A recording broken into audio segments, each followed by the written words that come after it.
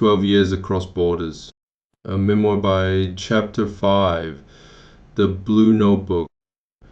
The embassy was on a quiet street in Minato, behind a high wall. I walked up to the gate in late November 2016, showed a guard my documents, and was waved in. Chinese sovereign territory begins at the threshold of a Chinese embassy. That is how the legal fiction works. From the moment my shoe left the Tokyo sidewalk and landed on the compound's paving stones, I was, by one reading of international law, already in the People's Republic of China. I was a Taiwanese citizen. My government and Beijing's government did not recognize each other. I had stood with the Sunflower Movement in 2014, Taiwan's student occupation of parliament over a services trade pact with China.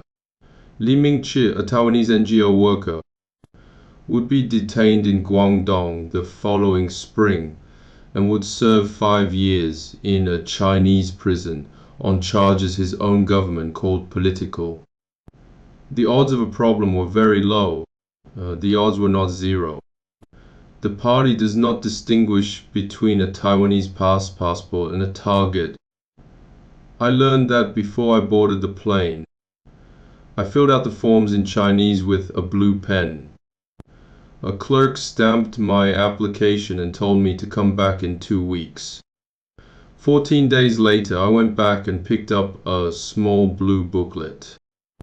A taibaozheng, the travel permit the mainland issues to Taiwanese residents who cannot get a regular PRC visa because their passport does not, from Beijing's point of view, exist. The booklet was thinner than I had expected, dark blue cover, a cheap binding. Not every hotel in the PRC could take it. Mainland hotels were graded on which foreign travelers they were licensed to accept, and holders of the blue book fell in a narrower category than holders of a regular foreign passport. You did not pick your hotel picked you. The first time a country lets you in on restricted terms, the first thing you notice is that you are no longer choosing where you sleep. The night before I flew to Shanghai, I wrote a will. Nothing dramatic, a short list on a sheet of paper. Where the company bank accounts were, where the household documents were, who should be called in Taipei, in what order, a sentence or two for my parents. I folded the paper into a desk drawer. I did not tell anyone it was there.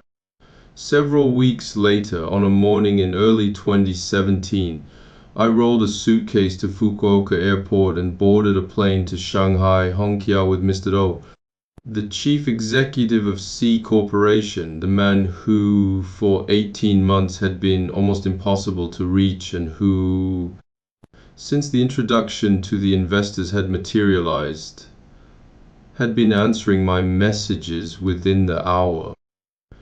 The first trip was not the one that showed up later in my head. Later there would be black sedans at the airport, expedited customs lanes, junior staff carrying luggage, assistants I did not know the names of pouring tea before I had sat down. That was the standard issue and bound VP treatment at J Group, a privately held Chinese conglomerate headquartered in Hangzhou, in the province of Zhejiang, with interests in real estate, pharmaceuticals, and medical services. But none of that happened the first time. The first time it was 2 men in business as suits who had flown in from Fukuoka with their own luggage, looking for a taxi stand at Hongqiao. Shanghai in early 2017 was colder than I had expected. The billboards were taller than Tokyo's. Every third car on the expressway was a brand I could not name in any language. Mr. O sat in the back seat of the taxi and talked the entire our drive to Hangzhou. He spoke English. He liked to speak English in China, which was a strange thing to want to do in a country where English was not the language of power. My friend in Shanghai, very big company, he told me on the expressway in English for my benefit. My Hong Kong contact many years. I have dinner with him last year. I was translating for him in my head even when he spoke English, because his English delivered at speed. To a Chinese driver who was not listening, still needed processing.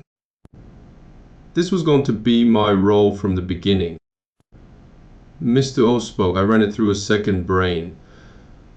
I produced the sentence he had meant to say. I delivered it to the Chinese side. I was paid, laid in equity in a structure that was only partly mine. In the early weeks I was not paid at all. I watched him claim acquaintances in every Asian city with commerce in it. Shanghai, Hong Kong, Singapore, Jakarta. I had learned by that point in life that the man who names cities is usually the man without rooms in them. But he was the principal. I was the interpreter. I did not say anything. We did not stay at a J Group hotel that first night. We stayed at a mid-tier business hotel a few blocks from J Group's offices, the kind with thin curtains and a lobby that smelled of carpet cleaner. I realized only later that the hotel was a quiet status reading. You do not put a man in your own hotel when you have not decided whether to keep him. You put him in a hotel nearby, you send a car in the morning, and you see what shows up. I did not sleep. I sat on the bed in the hotel room and ran through tomorrow's meeting over and over. What I would say. What Mr. O would probably say. What to do if Mr. O lost his temper. Which documents I had pulled up on my laptop. Which documents I had not. Outside the window, Hangzhou at night was not the luminous west lake postcard. It was a commercial district with sodium lights and delivery scooters, industrial and indifferent.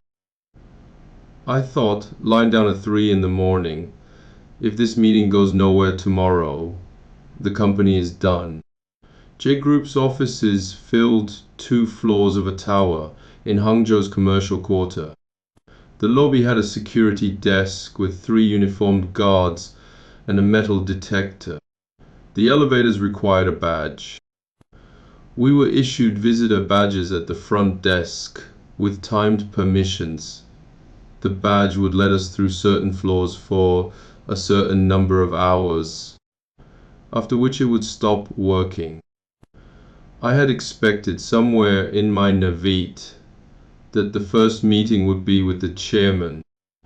I had some mental image of a long table and a white-haired man at the head of it, possibly a tea ceremony. In 2016, I had no feel at all for how a Chinese private conglomerate actually worked. What we got was 3 department heads. 3 men mid-40s in well-cut suits seated on one side of a conference table. Investment, strategy, and clinical affairs. No chairman, no patriarch, no tea ceremony. A Chinese woman with a notebook in the corner, silent, watching. I understood later that getting 3 department heads in one room was itself a concession. In an organization of J Group's scale, the serious preliminary filter was often a single manager. 3 in a room meant the proposal had already cleared some earlier, invisible gate. Miss Doe and I had arrived at meeting 2 of the process without having sat through meeting 1. Because Mr. T in Taipei had made a phone call none of us were privy to. The meeting opened politely. They asked about technology. Mr. O answered. They asked about the regulatory situation. Mr. O answered. They asked about the facility that had been shut down by Japan's Ministry of Health the previous October. Mr. O's posture shifted. What Mr. O had prepared inside his own head was a script. His script placed him at the center of a negotiation where the investors recognized the value of the technology, made a respectful offer, and received his gracious acceptance. The three department heads, not having read his script, were asking the questions due diligence requires. What were the specific regulatory findings? How long was the remediation timeline? What were the liabilities to existing patients? What were the refund exposures? What had the founder CEO personally committed to? Ordinary questions. The questions an investor asks when the investor is considering writing a check. Mr. O's jaw set. His shoulders went back. His eyebrows came together. I had seen this sequence before in Tokyo, across a conference table from a Japanese oncologist who had said something Mr. O did not want to hear. I knew what was coming and I could not stop it. I cannot accept this, Mr. O said in his stiff English. I think we are finished, thank you. Goodbye. And he stood up. The Chinese side did not move. Three men in suits, one woman with a notebook, perfectly still. The silence was total for about 3 seconds. The most expensive 3 seconds I can remember. I stood up. I did two things at once, badly. To the three department heads in Mandarin, I said, O has been under considerable pressure. Please excuse him. Perhaps we can continue tomorrow. To Mr. O in Japanese, I said, Shicho, please. Please sit down. Please, they are investors. This is how investors talk. Please. He did not sit. He collected his folder. He walked out of the room. I collected mine and followed him because the alternative was being the lone Taiwanese representative of a dispute I had no authority to settle. In the elevator down, he said nothing. In the taxi back to the hotel, he said nothing. I walked him to his room. At his door, he looked at me once, his short, hard look, and he said, They do not understand. Then he closed the door. I went back to my own room and sat on the bed and tried to think. The deal, as I understood it, was over. 18 months of work. Mr. T's introduction, the travel document, the blue booklet, the handwritten will in the desk drawer in Fukuoka. All of it concluded in a 20-minute meeting in which a 50-something Japanese CEO with an English hobby had refused to answer basic diligence questions and had walked out because the investors had not followed his imagined script. I opened my laptop and started drafting in Chinese an apology to the 3D department heads. I did not send it. I did not know what I was apologizing for exactly. I did not know what I was even authorized to apologize for. Around 11 that night, a message came into my phone from a number I did not recognize. It was in Chinese. Mr. Lin, tomorrow morning 9 a.m. Same conference room. Your principal is not invited. You will come alone. The woman with the notebook had a name. I will call her Ms. M. She was my age, give or take a year. She had done her undergraduate degree in the United States and a master's in London. She had come back to China 3 years earlier and had joined J Group's investment arm on the basis of a track record I did not see but heard about in pieces from other staff. In her first month at J Group, she had run 2 diligences on pharmaceutical acquisition targets and killed both. This was said in a tone that meant the kills had been correct. She was faster than I was. She was faster than anyone I had worked with. In a meeting she would take in a sentence I had said in Mandarin translated mentally into the underlying business logic. Identify the weakest assumption and respond to the assumption rather than the sentence. I would watch this happen in real time, 2 seats away. and feel my own mind moving through molasses. At 9 a.m. the morning after the walkout, I sat across a small meeting table from Ms. M. She had brought coffee for herself. She had not brought any for me. "Mr. Lin," she said, "let us be clear. J Group is not interested in Mr. O. J Group is interested in the fusion, cell platform, and the clinical data. We believe these assets have value. The obstacle is that these assets are currently attached to a management structure that we assess to be unstable."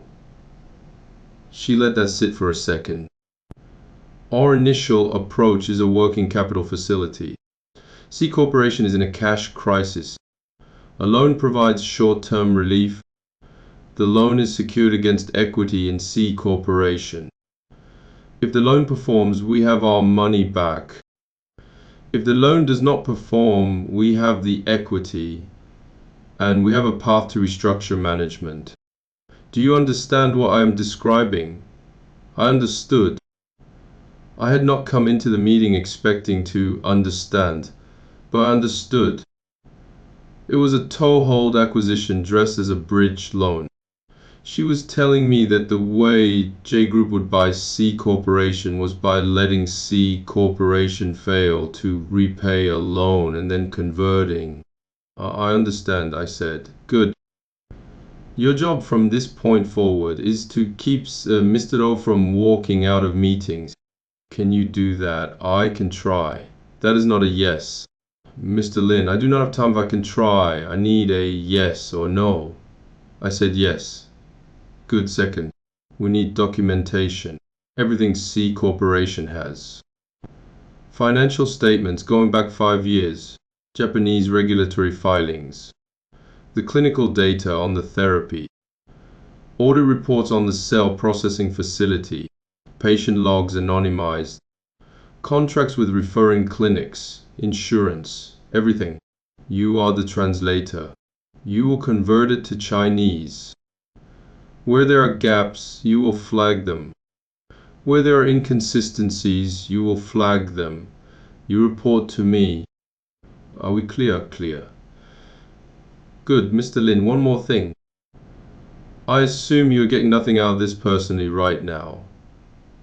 I did not answer. Think about what you want. We will talk about it later. She stood up. The meeting had lasted 14 minutes. For the next 3 months, I worked for Ms. M the way a junior analyst at a bank works for a senior analyst at a bank. Documents went out, documents came back, documents went out again. Everything ran on WeChat voice messages, which was a habit I had not grown up with but adapted to. The Chinese commercial class in 2016 typed less and spoke more. Opening WeChat in the morning meant opening a column of gray voice bubbles, each between 10 and 60 seconds long, each requiring a response.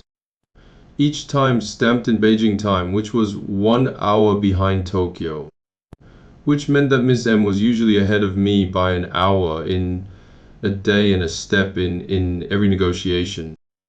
I watched her take C Corporation apart.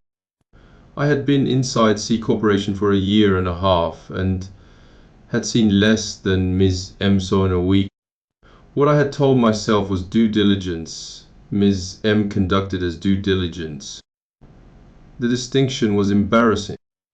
By early 2017, the loan had been wired and the structure Ms. M had described on day one was in place. C Corporation had its short-term cash. J Group had its collateral. Mr. O had his lifeline. None of them had to talk to each other directly, because between them, in the middle of the triangle, was me. Starting in spring 2017, the rhythm of my life became a 3-week loop. Week 1, Fukuoka. I managed the Japanese end of the coordination business, which was still technically alive even though half my attention had moved to the mainland. Occasional referrals for the surviving Kurum trial. Occasional second opinion cases. Rent, payroll, the 2 or 3 patient families who still had active questions. I answered. I filed. I waited for the Sunday night flight. Week 2 Hangzhou, 4 days. Dr. F, the nominal director of the shuttered A clinic, would fly from Tokyo. Know that A clinic was not seeing patients. His schedule was open in a way it had never been before. J Group had built its executive health program around him, or rather around the idea of him, the Japanese physician, flown in, consulted on cases, returned to Japan. The optics were a significant part of the offering. A Japanese doctor in a Hangzhou conference room meant something to the employees and partners of a mainland conglomerate that the same advice from a Shanghai doctor would not have meant. The clinic did not have an operating license in China, so the consultations were advisory only. Case reviews, second opinions, referral recommendations. Any actual treatment that followed happened either in Japan, under our coordination, or back in China under a Chinese physician who was free to use our input as he chose. We ran these out of a large central conference room on the executive floor of J Group's headquarters.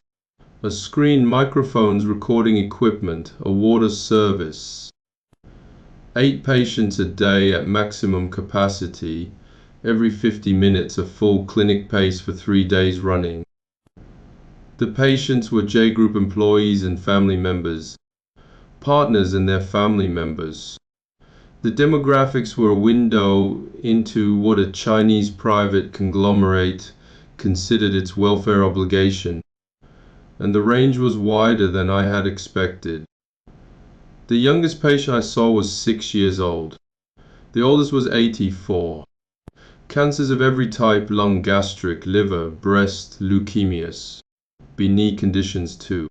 A corporate group of that scale had folded inside it something closer to the demographics of a small city.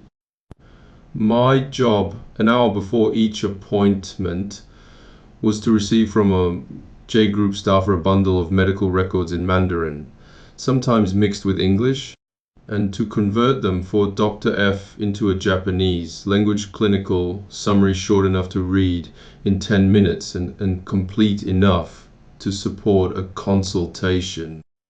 1 hour per patient, 8 patients per day, 3 days per cycle. The records were not clean. They arrived in whatever format the referring hospital had used. Sometimes images attached, sometimes images missing. Pathology reports from different labs in different formats. Staging language that was not standardized. Handwritten notes in the margins. I was not a physician. I was a translator who had, by that point, 4 years of adjacent medical reading behind me, mostly self-taught. I would lock myself in a smaller meeting room next to the main one and highlight the staging, highlight the treatment history, highlight the current symptoms, flag anything I was uncertain about in red. Deliver the summary to Dr. F at minute 45. Dr. F would read for 10 minutes, ask me 3 questions, and step into the main conference room. The patient would be seated. The family would be seated. I would sit between Dr. F and then the patient and speak Japanese in one direction and Mandarin in the other. In Mandarin, I try to keep my accent neutral.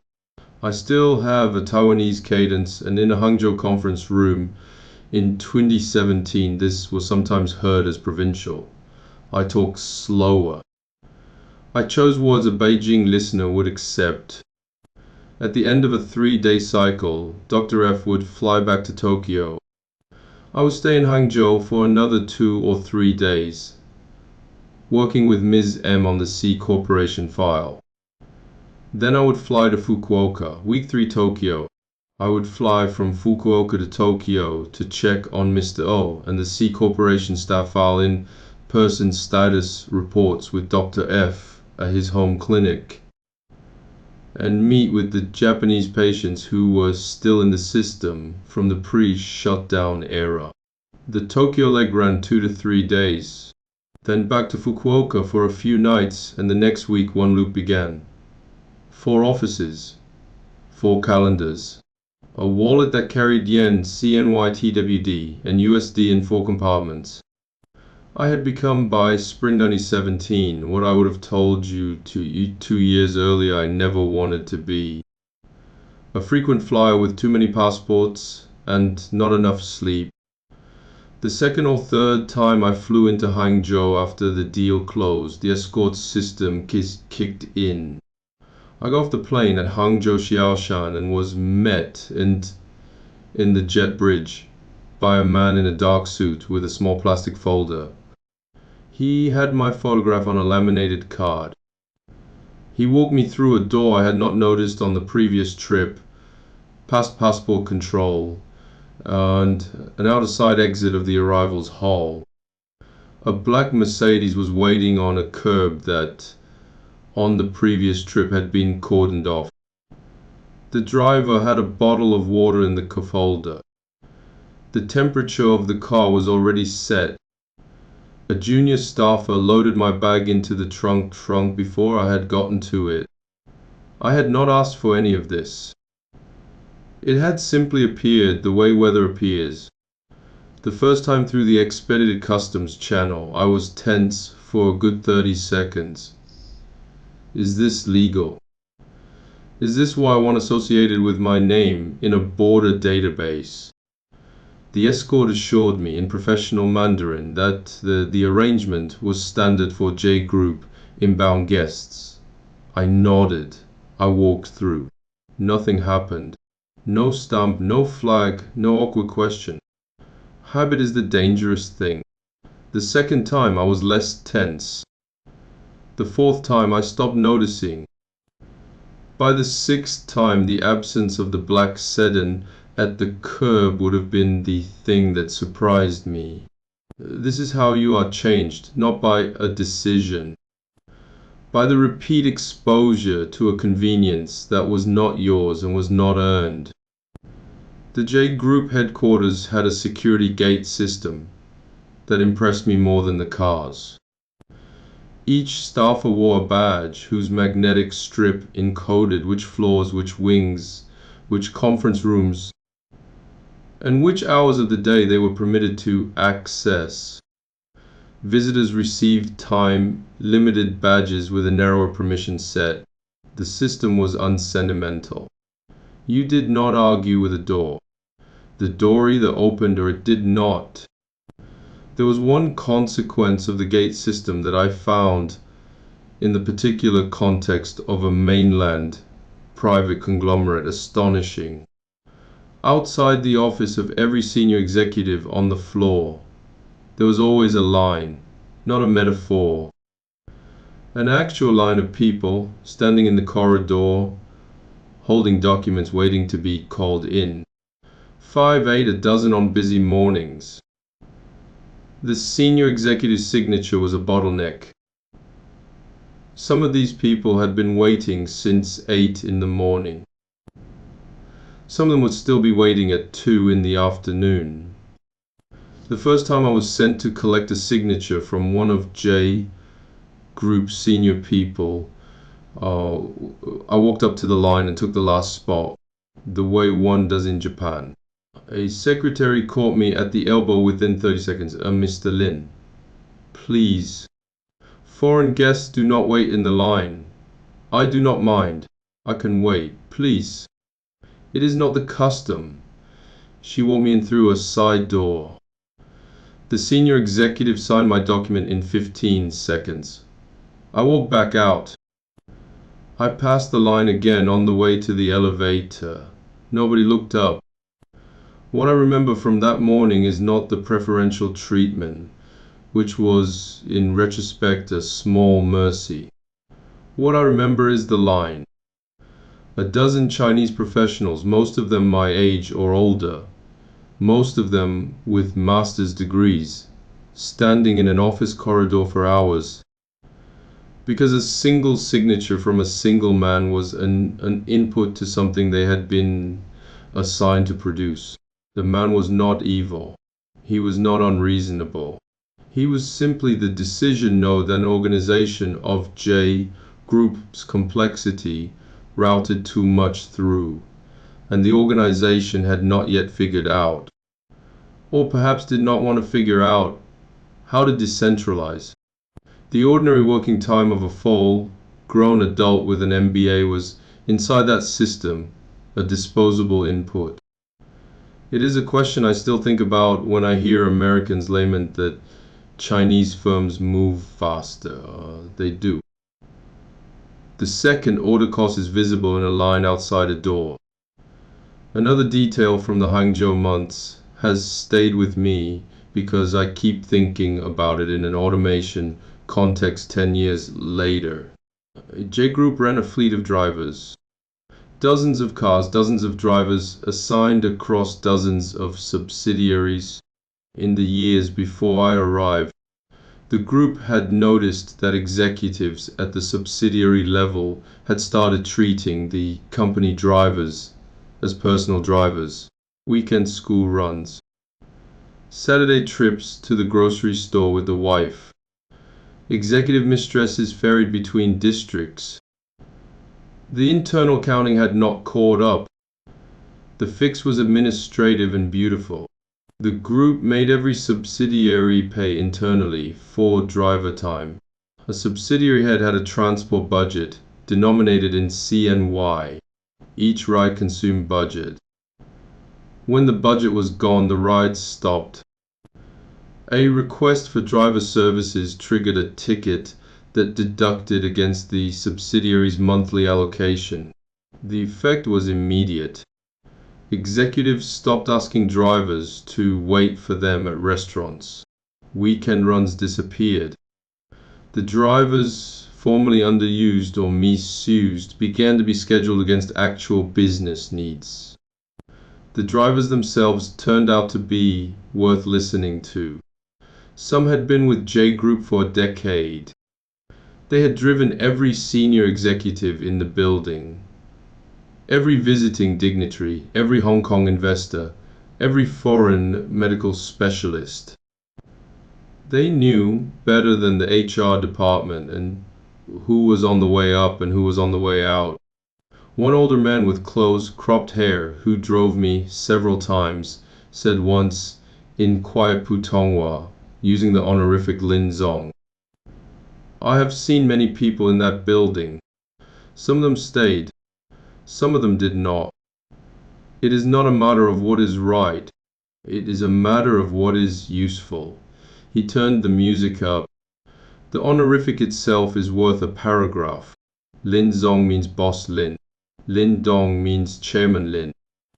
In mainland commercial culture, once you enter the circle, everyone calls you one of these: the security guard of the building, the driver, the secretary, the junior staffer bringing water to the meeting, the waitress at the J Group in-house restaurant, the bellhop at the partner hotel. It is not flattery. It is the default protocol. To address a business visitor as anything less would be in that register rude. I hated it. My name is Shichun. My family calls me Sichuan. My Japanese clients call me Lin-san. My wife calls me by a private name I am not going to write down. My friends, if I have any left from university, call me Sichuan, or they call me by one of 3 nicknames, none of which are Lin Zong. Every time I stepped out of a taxi in Hangzhou and was greeted with Lin Zong welcome, I felt my shoulders rearrange, not upward into pride, sideways into wariness. This is not me. Why are these people talking to me this way? What are they going to ask for? I developed a reflex. I would hold up a hand, smile, and say in Mandarin, "Please do not call me that. I am not used to it." The secretary would nod respectfully. Her next sentence would begin with Lin Zong. On one of those evenings, maybe 3 months in, I was seated alone in a private dining room in the J Group executive restaurant. A dish I had not ordered had just been set in front of me. Out the window, a Hangzhou evening. In the corridor, a waiter approaching with the next course. On the table, a glass of wine I also had not ordered. I thought, with an internal voice that was quite calm, what am I doing? I was a nobody from a failing Fukuoka medical consultancy. My company's payroll was 2 people. My total cash reserves at that exact moment were about 2 million, roughly 17,000. I had driven to the airport for this trip in a Honda sedan with 180,000 kilometers on it. The suit I was wearing was the same suit I wore to patient appointments in Tokyo. The man the restaurant was treating as Lin Zong was a fiction. The real man was embarrassed to be there. The trick of that environment is that the fiction is offered so consistently and so comfortably that after a few months you stop correcting people. You accept the car, you accept the suite, you accept the dish, you accept the honorific. You begin to look in the mirror in the hotel bathroom and see not a Taiwanese coordinator scraping together living in Japan, but a Zong, a boss, a man whose time is valuable. The airline status compounded it. A materials engineering graduate who 5 years earlier had flown maybe twice a year in economy on budget carriers now held a Star Alliance gold card. The check-in agents at Fukuoka knew me by name. The hotel desk clerks in Hangzhou knew my room preferences. The restaurants remembered without being told which tea I drank. A nobody from a failing Fukuoka consultancy, traveling on a fictional authority, being greeted everywhere as a somebody. I understood at the level of the gut that the greeting was directed not at me, but at the logo of the conglomerate standing behind me. Understanding it did not prevent it from working on me. But I feel the fiction improves you. You stand straighter, you answer faster. You make decisions with less second guessing. In fact, the fiction is a loan. You did not earn it. You will lose it.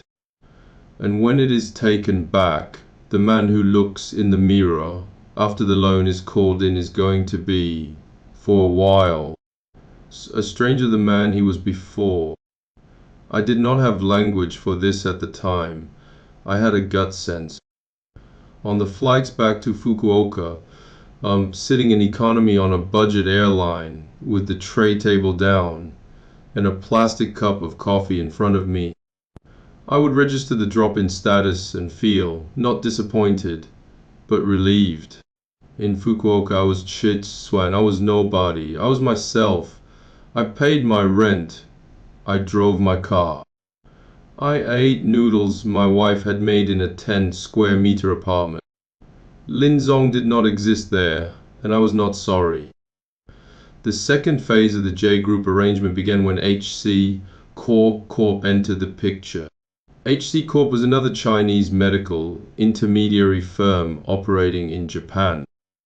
A bigger operation than mine, with an office in central Tokyo, a payroll of 20 or so, and a book of business that skewed toward corporate group referrals. They had relationships with J Group that predated me. What they had not had before C Corporation was access to the Fusion Cell platform. J Group's logic was not hostile to me, it was operational. Mr. O was still, despite the capital infusion, unpredictable. He walked out of meetings. He made English language speeches about his American graduate studies, which had in fact been a short exchange semester. He claimed relationships with Japanese pharmaceutical executives he had met once at conferences. The J Group principals, who had their own internal patience curves, were running out, HC Corp offered them a circuit breaker. A larger Chinese intermediary with its own standing in Tokyo could check Mr. O's behavior in a way I could not. I spoke softer than he did. I was in the hierarchy of Chinese corporate reading, a small Taiwanese shop. HC Corp was a mid-cap Chinese player. The leverage asymmetry was obvious. In the second phase I was introduced, finally, to the chairman of J Group. A short meeting, 20 minutes. Polite a handshake. A formal toast at dinner that evening. The chairman did not say much, he did not need to. His presence was the sentence. His deputies carried the content. The HC Corp liaison, whom I will call Ms. Y, was Taiwanese. This mattered more than I expected. She had grown up in Taipei, done her university in Shanghai, and had been in the mainland commercial system for 10 years. She was fluent in 2 registers I had seen separately, and never combined in one person the direct Taiwanese warmth and the mainland commercial steel. In our early meetings, she was the first person in that environment I talked to without feeling I was being calibrated by a faster mind. She laughed at my jokes. She had opinions about Fukuoka's noodle shops. She had at one point lived for a year in Nagoya. I had, over those months, met almost no one with whom I could speak Mandarin and share a Japanese reference in the same breath. With Ms. Y I could. I told her more than I should have. Not secrets, but context. The internal tensions at C Corporation. Mr. O's handling of refund disputes. The C Corporation invoices I had advanced out of my own pocket to keep patients on schedule. She nodded.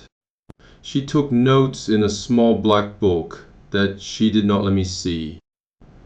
I understood later that this was her job. An intermediary at her level does not have friendships with counterparties. Every friendly lunch is a structured elicitation. I do not hold it against her. In her position, I would have done the same. But I was slow to learn it, and the slowness cost me. On a Wednesday afternoon in the spring of 2018, I was summoned to a smaller conference room at J Group headquarters, 2 floors below the one I've been working out of. Miss M was there. So was a man I will call the scholar for reasons that will become apparent. He was the investment department's internal writer, the man who drafted the chairman's speeches, the man who sat in on diligence sessions with a notebook, but never spoke, the man whose memos shaped how the chairman understood a given deal before the chairman had read a single page of the primary material. I had met him twice before in passing. I had not exchanged a sentence with him of any weight. There was no tea this time, no coffee, no water. Ms. M open. Mr. Lin. The situation has evolved. HC Corp is now the primary Chinese counterparty on the C Corporation relationship. As you understand, this means your value to us as an intermediary has changed. We want to be direct with you about this. I understood.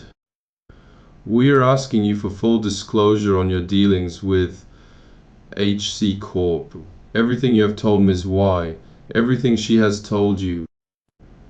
Every private communication, every side arrangement. If you cooperate, we will continue to include you in the Hangzhou consultations on a reduced cadence. If you do not cooperate, the relationship ends here. The word ends she left bare. No softener. I will tell you what I know, I said. I do not hide things. And I did. I told them everything I could remember. Names, dates, numbers. Invoices that had gone unpaid. Dinners where specific comments had been made. A particular negotiation where Ms. Y had, in my hearing, made a remark about one of J Group's own executives that I now understood. narrating it to be damaging. Ms. M wrote it all down. The scholar did not write, he watched. When I finished, there was a silence that lasted perhaps 20 seconds. Ms. M put her pen down. Then the scholar spoke for the first time in that meeting, and as I recall, the first time in any meeting he and I had both been in. His voice was low. His Mandarin was neutral, the accent of a man who could from Beijing or Shanghai or any well-educated mainland city. He was not looking at Ms. M. He was looking at me. Mr. Lin, I have one question. Just one, please. For all of this, he gestured vaguely, encompassing the conference room, the tower, the last 18 months, possibly my entire career. Are you doing this for the money, or are you doing this to help the patients? I did not answer immediately. It would be pleasing, narratively, to say that I was struck speechless by the moral clarity of his question. I was not. I was running inside my head a rapid accounting.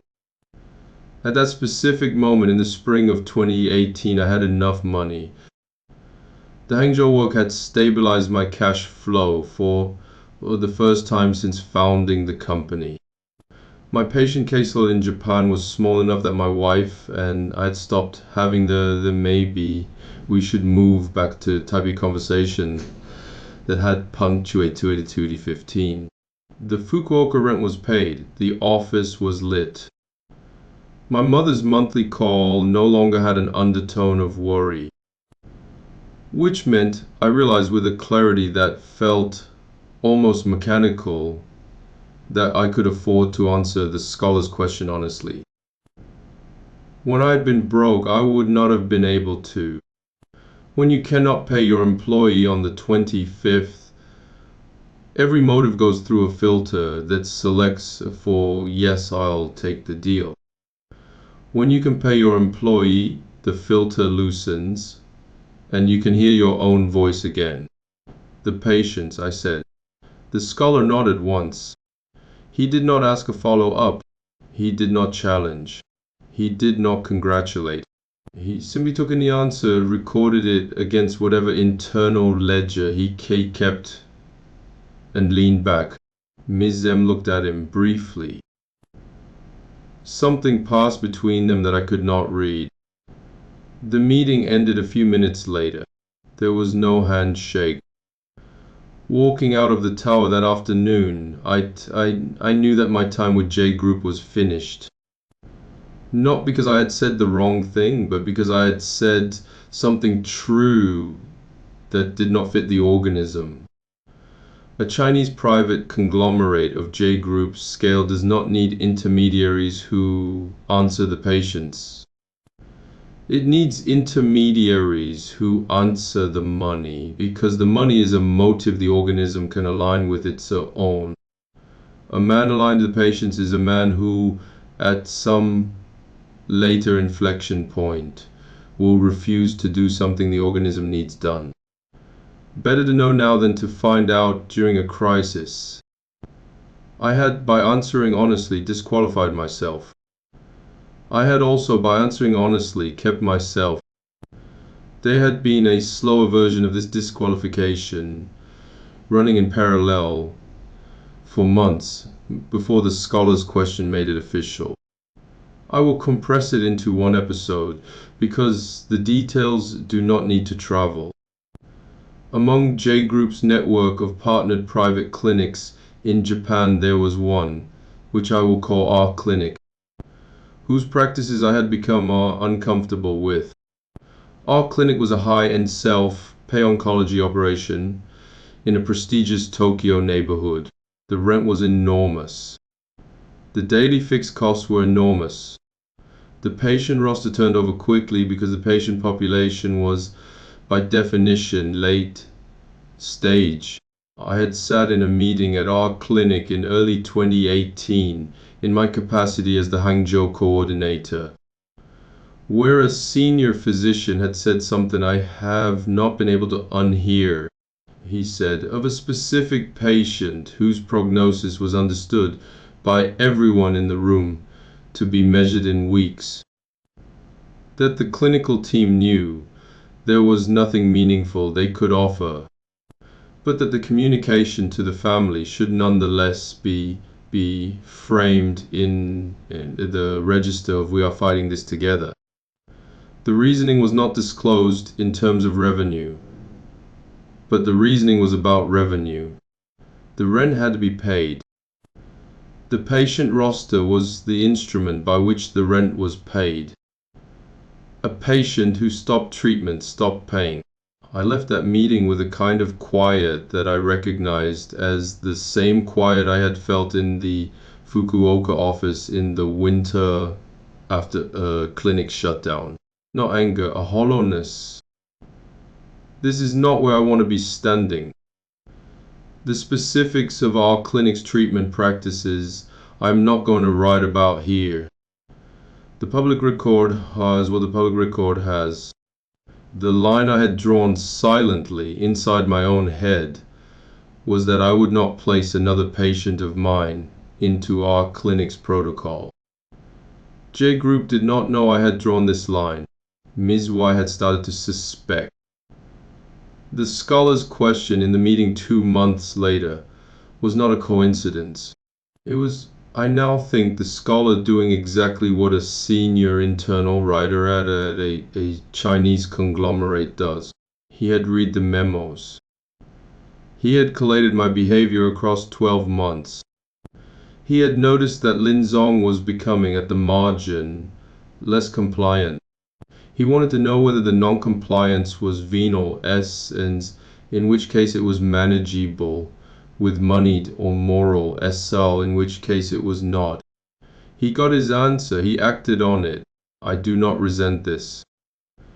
In Ms. M's position, in the scholar's position, I would have made the same calls. The organism protects itself. It is not personal. It was, however, time to go. The exit from J Group was not clean. It was not a resignation. There was no letter, no farewell dinner, no handshake with the chairman. The cars simply stopped coming to the airport. At first I did not notice. I was in Fukuoka for a longer cycle than usual in May 2018. It was not surprising, on a given 2-week stretch, for the Hangzhou cadence to pause. But the pause extended. 3 weeks. 4. I messaged Ms. M on WeChat. Are we running consultations next month? Her reply came 18 hours later, clipped. Schedule under review. No follow-up. I messaged Ms. Y. No reply. The WeChat voice bubbles that had defined my mornings for 15 months stopped arriving. The group chat I had been on with 3 J Group staff went silent.